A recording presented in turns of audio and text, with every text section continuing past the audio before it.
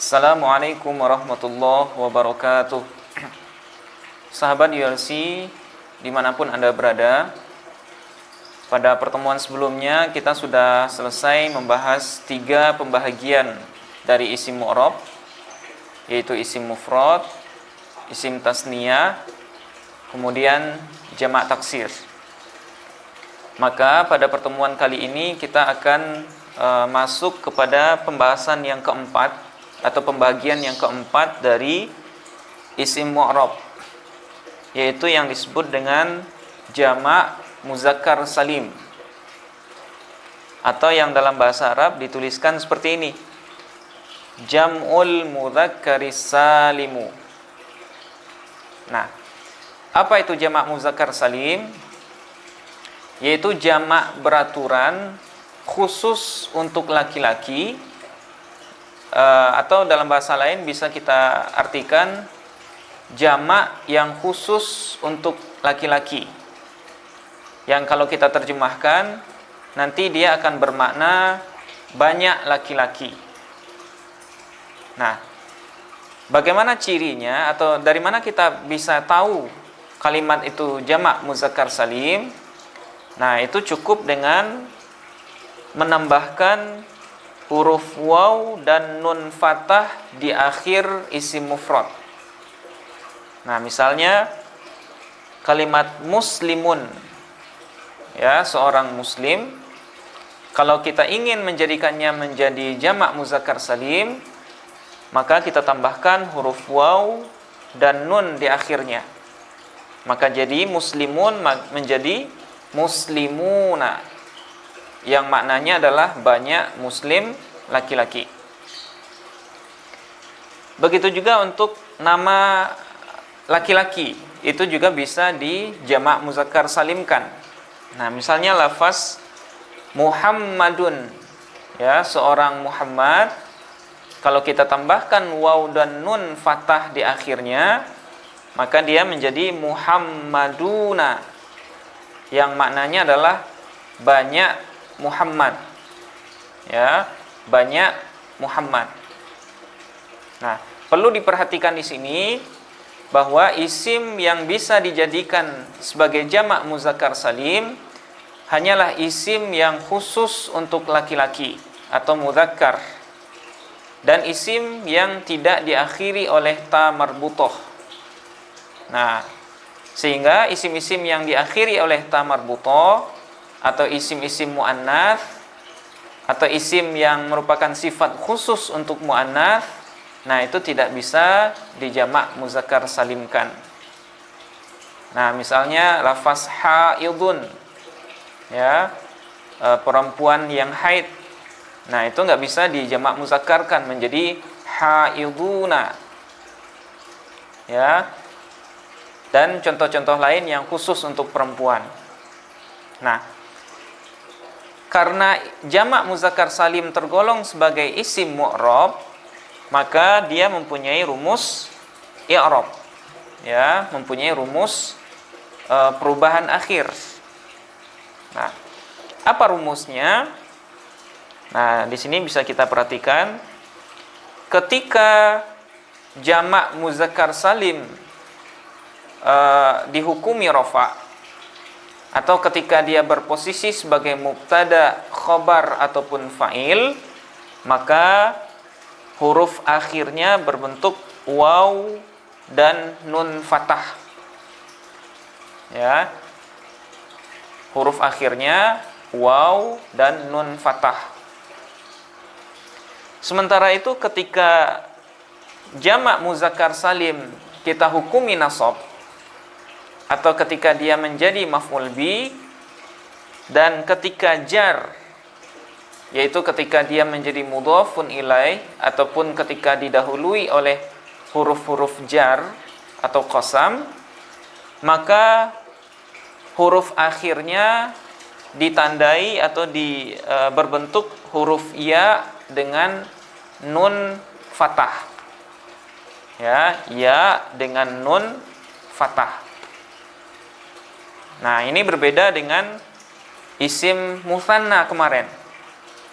Kalau isim mutsanna ketika nasab dan jarnya dengan huruf ya dan nun kasroh, ya, nun kasroh. Sementara kalau jamak muzakkar salim, nunnya berharkat fathah. Nah, itulah beda antara jamak muzakkar salim ketika nasab dan jar dengan isim mutsanna ketika nasab dan jar. Nah, untuk lebih mudahnya, sekarang kita lihat contohnya. Pada contoh pertama, ja'al muslimuna. Ja'al muslimuna. Ya, para muslim laki-laki itu telah datang. Nah, jamak muzakkar salim di sini adalah lafaz muslimuna atau al-muslimuna. Nah, bagaimana cara kita menganalisis? Al-muslimuna posisinya sebagai fa'il, ya, karena terletak sesudah fi'il. Kemudian hukumnya rafa, tanda rafa'nya waw, boleh waw saja, boleh juga kita sebut waw dan nun fathah, ya. Nah, kenapa kok waw? Alasannya karena dia jamak mudzakkar salim. Nah, itu analisis PHTA untuk al-muslimuna.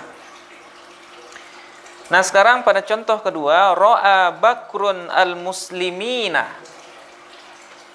Ya, Bakar telah melihat banyak muslim laki-laki. Nah, di sini yang menjadi jamak muzakkar salim adalah al-muslimina. Nah, kalau kita analisis, posisinya di sini adalah sebagai maf'ul bih. Hukumnya nasab, tanda nasabnya ya, atau ya dan nun fathah. Alasannya karena dia jamak muzakkar salim. Nah, itu contoh yang kedua. Sekarang contoh ketika jar, ya. Marra bakrun bil muslimina. Nah, di sini ada bi. Marra bakrun bil muslimina. Nah, kalau kita analisis, al muslimina posisinya majrur dengan bi, ya, majrur dengan huruf jar. Hukumnya jar atau khafad, tanda jarnya ya dan nun fathah. Alasannya karena dia jamak muzakkar salim. Nah,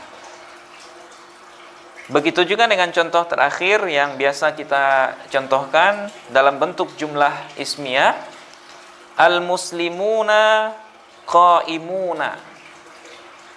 Banyak muslim laki-laki itu, ya, sedang berdiri.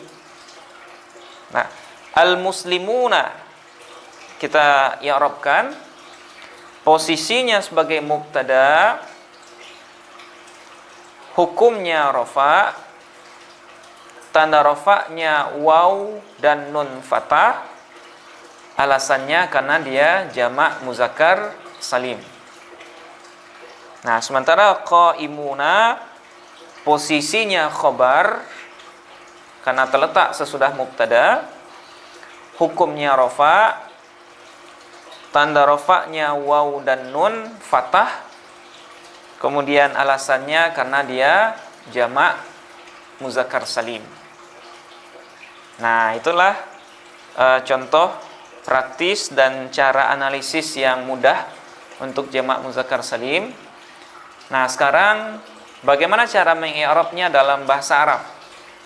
Nah, ini agak mirip dengan cara i'rab isim mutsanna.